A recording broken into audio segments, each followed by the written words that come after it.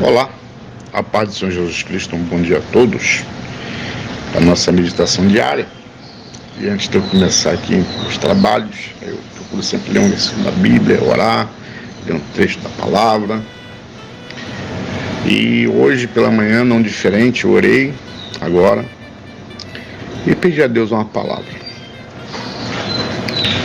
E aí abri a Bíblia aqui, assim, aleatoriamente, para poder ver um versículo para meditar, uma passagem para meditar. E quando eu abri aqui em Ezequiel, eu vou ser muito sincero para vocês, Ezequiel é um livro que eu já li algumas vezes, mas não é um dos meus livros preferidos da Bíblia. Eu sei que há particularidades, cada um de nós sempre prefere uma passagem, prefere um livro, algo que nós nos identificamos mais. Ezequiel é um livro que, muito embora Deus, no momento crucial da minha vida, usou uma passagem em Ezequiel para falar comigo, e realmente Deus me deu vitória mesmo, da forma como estava ali em Ezequiel, incrível. Depois, outro momento, eu falo sobre isso, que foi a cura da minha filha mais nova, que ficou internada 21 dias na UTI e 21 dias na enfermaria. Bem, meu nome é pastor Herr Moura, sou pastor aqui pela Misericórdia do Senhor, na Assembleia de Deus Crescendo em Família Cristã, aqui na cidade de Salvador, Bahia, bem aqui no centro de Salvador, no bairro das Sete Portas. Bem, meus queridos, aí hoje de manhã, como eu estava falando, aí peguei, orei, e abri aqui Ezequiel. Às vezes eu abro, vim para cá, vim para lá, né, dou uma folhada na Bíblia, leio uma passagem, leio outra, até escolher algo para poder falar com vocês. Mas na primeira passagem quando eu abri Ezequiel, eu falei, Ezequiel, eu queria uma passagem assim, né, eu queria falar algo diferenciado.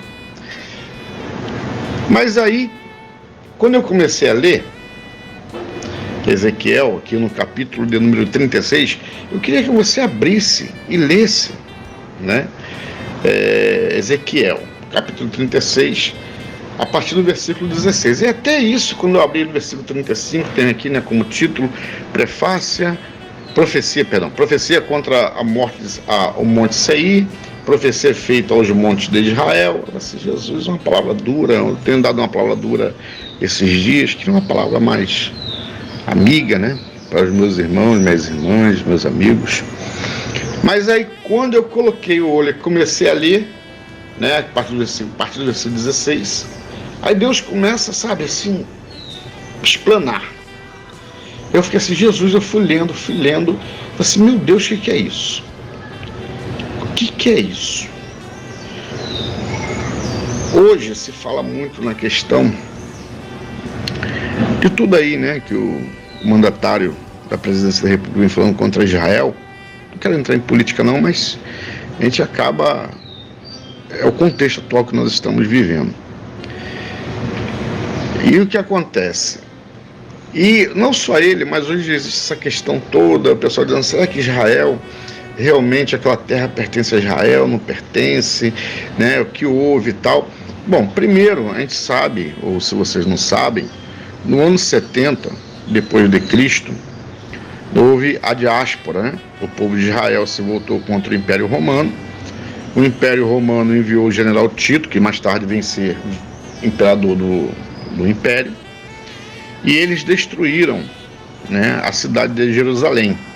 E todos os judeus, eles foram dispersos por todo o reino, né? E com isso, Israel nunca mais teve, desde aquela época então, até 1948, Israel nunca mais teve uma pátria, né? Ele não teve mais uma terra.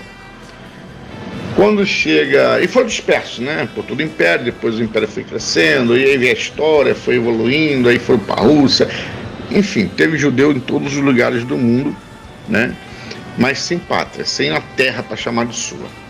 E depois que aconteceu lá em 1938, né, a perseguição de Hitler, né, o holocausto, né, de Hitler, o genocídio que houve, inclusive quem não sabe, essa palavra genocídio, ela foi cunhada justamente para poder retratar a atrocidade que foi feita ao povo de Israel.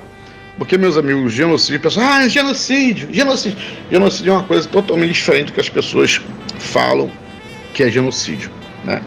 Genocídio é quando você realmente tem a intenção de exterminar um povo e você move toda a máquina estatal para aquilo. Foi o que aconteceu com Hitler. Hitler, naqueles campos de concentração, ele montou uma verdadeira indústria de extermínio do povo judeu. Então, falar hoje o que estão falando por aí é muito fácil, porque o pai, a avó, né, os irmãos, os primos, os bisavós, ninguém dessas pessoas morreram lá nas câmaras de gás, né? Nem sofreram nos campos de concentração. Então é muito fácil falar. Mas voltando aqui na palavra que nos interessa, aqui no livro de Ezequiel, ele retrata sobre isso. E Deus, então, a gente sabe desde lá da fundação do Estado, fundação não, né? Desde que o povo saiu lá do Egito, até entrar na Terra Prometida, né? O povo sempre tinha aqueles altos e baixos, né? Caía, levantava, caía, levantava, caía, levantava. O livro de Juízes retrata muito bem sobre isso. Ao ponto que quando depois do reinado de Salomão, Deus dividiu o reino. 10 tribos ao norte e 2 tribos ao sul. As 10 tribos ao norte nunca mais voltaram. Essas tribos perderam. O que nós conhecemos hoje de Israel, na verdade, é a tribo de Judá, né? E a meia tribo, acho que é de Manassés ou Efraim. Eu acho que é Manassés, eu não estou aqui lembrado aqui. Eu acho que é Manassés ou Efraim. E o que acontece, meus amados? E a palavra de Deus aqui em Ezequiel, capítulo 36, que ela diz, olha, veio a minha palavra do Senhor, dizendo, filho do homem, quando a casa de Israel habitava na sua terra, então a contaminaram com seus caminhos e com as suas ações, como a imundícia de uma mulher. Em sua separação, tal era o seu caminho perante o meu rosto. Isso daí Deus está falando lá no princípio, como eu falei de Juízes, que eles caíam, levantavam, Samuel, até que o tempo de Samuel foi mais estável, né, do próprio Israel, né, com os vários reis que tiveram, Acabe, enfim, muitos reis. E aí Deus continua dizendo, derramei, pois, o meu furor sobre eles, por causa do sangue que derramaram sobre a terra, e dos seus ídolos, como que as contaminaram. E os espalhei entre as nações, e foram espalhados pela terra, conforme seus caminhos e conforme os seus feitos, eu os julguei. Foi o que Deus fez, especialmente a gente vê muito lá, como eu já falei, no livro de Juízes. E chegando às nações para onde foram, quer dizer, Deus julgou, né? Deus espalhou eles, veja bem. E chegando às nações para onde foram, profanaram o meu santo nome, pois se dizia deles, estes são o povo do Senhor e saíram da sua terra. Quer dizer, até mesmo eles quando foram para outros países, já depois da diáspora do ano 70, eles continuaram também, né, a difamar o nome do Senhor, vamos dizer assim, né, a envergonhar o nome de Deus. Aí Deus continua no versículo 21. Mas eu poupei por amor do meu santo nome, que a casa de Israel profanou entre as nações para onde foi. Quer dizer, Deus está dizendo que mesmo esse povo estando lá no exterior, em terras longínquas, fazendo tudo aquilo que não agradava ao nome dele, mesmo assim o Senhor os poupou. E dentre esse poupar, nós podemos entender o Holocausto, porque Hitler realmente queria exterminar o povo judeu. Imagine que se a Alemanha nazista tivesse ganho a Segunda Guerra Mundial, o que teria acontecido com os judeus? Teriam fugido para a América, para a Ásia? Sim, mas e depois? Se outras nações também começassem a aderir àquela ideologia. Olha, só um pouquinho de história. Getúlio Vargas não era um democrata. Getúlio Vargas era um Estado fascista. É só estudar a história que vocês vão ver. E Getúlio Vargas ele era muito mais próximo ideologicamente da Alemanha do que dos Estados Unidos. Ele foi se juntar com os Estados Unidos depois, quando ele percebeu que haveriam ganhos econômicos para o Brasil, inclusive a siderúrgica nacional ali em Volta Redonda foram construídas na época pelos Estados Unidos para que o Brasil, né, desse todo o apoio militar, teve base militar no Maranhão, enfim. Depois você pesquisa que você vai ver, tá bom? Vamos continuar aqui na palavra do Senhor.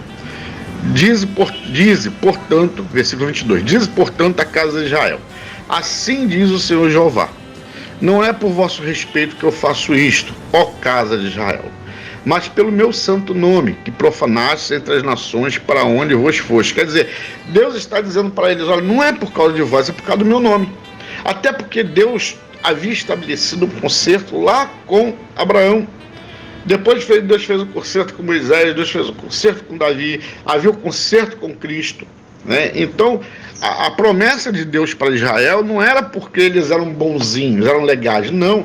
Mas ela pela questão do próprio nome de Deus, pela própria promessa dele, né? Versículo 23. E eu santifiquei o meu grande nome, que foi profanado entre as nações, o qual profanaste no meio delas. E as nações saberão que eu sou o Senhor, diz o Senhor Jeová. Quando eu for santificado aos seus olhos. Quer dizer, hoje Israel, né, é uma nação, ela é democracia, mas ela tem também um pouquinho da teocracia, só que a gente não mistura Estado com religião, eles são separados. Mas lá é um lugar que eles adoram a Deus. Eu falei até ontem que vai chegar um tempo que a mesquita do Domo da Rocha vai ser restaurada. Ainda não vou dizer que é o momento não, porque eu não sou Deus, né? Mas ainda não foi. Mas vai chegar um momento que aquela mesquita vai ser restaurada. Perdão, eu falei mesquita restaurada. A mesquita vai sair e vai entrar o templo, né? O templo de Salomão, uma réplica do templo, eu não sei, mas um lugar que vai ser dedicado ao judaísmo, ao culto judaico em relação a Deus. Vamos dizer assim. Versículo 24. Olha, preste atenção. Isso daqui é importante. É que eu falei lá de 1948, até com o brasileiro Oswaldo Aranha, que na época era embaixador de Israel. Talvez hoje você se pergunte por que o Brasil é o país que abre o discurso na ONU todo ano. Todo ano é o presidente brasileiro que abre. Isso porque o Brasil, né, parece que ele foi o primeiro a discursar na ONU lá, pela fundação, e o Brasil teve um papel fundamental na criação do Estado de Israel. Sério, gente, muita gente não conhece isso. A gente fala de palavra aqui, todo dia, mas é importante nós conhecermos a história, é importante nós conhecermos, né, termos essa questão cultural, para a gente entender, né, o que a Bíblia diz, o contexto da Bíblia. Eu estou trazendo para vocês hoje uma contextualização do que está por trás da letra da Bíblia e das promessas de Deus, ok? Vamos dizer assim, um pequeno estudo bíblico. Veja bem, Ezequiel capítulo 36, versículo 24. E vos tomarei dentre as nações, e vos congregarei de todos os países, e vos tirarei para a vossa terra. Deus está dizendo o seguinte, olha, Deus vai chamar todos os israelitas de volta para a sua terra. Deus vai congregar todos eles. Olha, tem muita gente espalhada, tem muitos israelitas espalhados. Eu tenho certeza que aqui no Brasil você conhece, né, israelitas. Tenho quase certeza, eu conheço. Mas Deus ainda vai chamar esse povo ainda para já foi, né? Tem uma nação. Tem muita gente lá, mas eu acredito que ainda vai mais gente ainda, porque a promessa de Deus está aqui. Então, meu querido, isso tudo que está acontecendo em Israel, né? Essa questão da terra, né? A questão da habitação de Israel lá. A terra não é de Israel. Israel é colônia da terra. Não, meu querido. Israel é o dono histórico daquela terra, né? É um dos países históricos que habita naquela terra, é Israel. Isso está na Bíblia. Houve a diáspora, como eu já falei, né? E inclusive eu vi um estudo recentemente que esse pessoal que está lá, os palestinos, salvo engano, eles não são nem oriundos de lá pelo DNA mitocondrial, se não falo memória. Esse DNA mitocondrial é ele que eles conseguem, parece que é ele, né, que consegue fazer um rastreamento genético, né, dessas pessoas, de onde eles vão, a ascendência delas. Então, essa questão toda, Israel, né, historicamente é o dono da terra, é o dono da terra, e está aqui na palavra, é promessa de Deus. Ah, pastor, não concordo. Pô, cara, legal, então você vai brigar com Deus, vai lá dizer, Deus, eu não concordo com essa profecia, Deus, eu não concordo que o Senhor tem que dar essa terra para esse povo. Aí você briga com Deus. Agora, brigar com Deus vai adiantar? Não. Porque, meu querido, sabe de uma coisa, você querendo ou não, você concordando ou não, a palavra de Deus vai se cumprir. Não tem líder disso, não tem líder daquilo, até porque esses líderes que hoje estão aí, que querem, alguns, né? Alguns querem derrubar Israel, querem acabar com Israel, querem... Gente, essa gente vai viver mais quantos anos? 20, 30, 40? E aí depois? Lá no túmulo onde está lá enterrado, lá bonitinho, virou pó e cinza, ele vai falar o que de lá? Não vai falar nada. Haverão outras pessoas que estarão aqui. E com o tempo, né, isso vai enfraquecendo. Pode até, né, se tornar mais pesada a perseguição, mas com o tempo isso vai enfraquecer. Isso vai enfraquecer. Não há mal que dure para sempre. E a palavra de Deus vai se cumprir. Porque é a palavra de Deus. Não tem para onde correr. Amanhã ou depois não vê a União Soviética. Quem era a União Soviética em 1918? Quem era a União Soviética de Stalin, de Lenin, Khrushchev? Né? Quem era essa União Soviética? Um Estado totalitário, cortina de ferro, algo terrível. Mas chegou um dado momento que a União Soviética caiu. Aquele Estado terrível caiu, infelizmente tem outro ditador. Mas não é mais aquela União Soviética. Não sei se vocês lembram, né? Quem é mais antiguinho aí, ou que estudou história, deve lembrar. República Socialista da União Soviética. Hoje tem a Rússia. A Rússia hoje é um país que pertenceu à União Soviética, era o carro-chefe da União Soviética, mas pertenceu à União Soviética, mas não é mais a União Soviética. Caiu. Né? Não caiu? Então a palavra de Deus tem que se cumprir, meu amigo. Eu peguei aqui um apanhado de história hoje, foi a palavra que Deus me deu, hoje de manhã, palavra, diante do Senhor Jesus, eu abri aqui, foi o que Deus me deu. Peguei essa palavra hoje aqui, contextualizei na história, trouxe para você, para que você possa entender que a palavra de Deus tem que se cumprir, a promessa. A promessa, ela pode ser feita de forma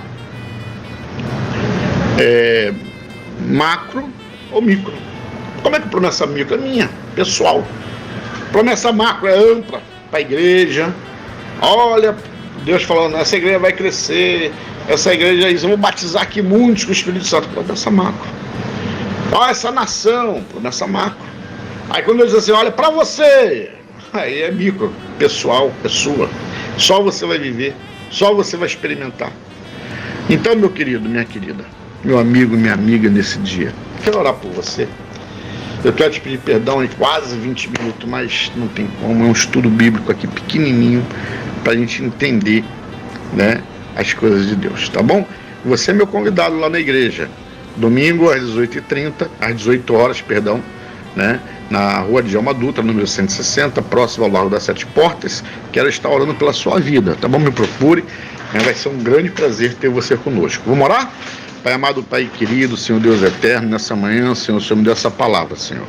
Mesmo, meu Pai, eu sei, Senhor, que a palavra está extensa, Senhor, mas precisava, Senhor Deus, discorrer um pouquinho, Senhor, com meu amigo, com minha amiga, sobre certas questões, ó Pai. Pai querido, sabemos também, ó Pai, que o Senhor é o dono do curso da história, Senhor, tanto mundial quanto, Senhor Deus, de países, Senhor, de estados, de município, de ruas, casas, individual.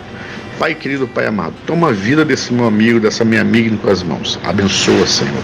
Seja com eles, ó Pai, em tudo. Em nome do Senhor Jesus. Tá bom, meu querido? Um dia abençoado para você e sua família. Deus abençoe a todos. A paz do Senhor.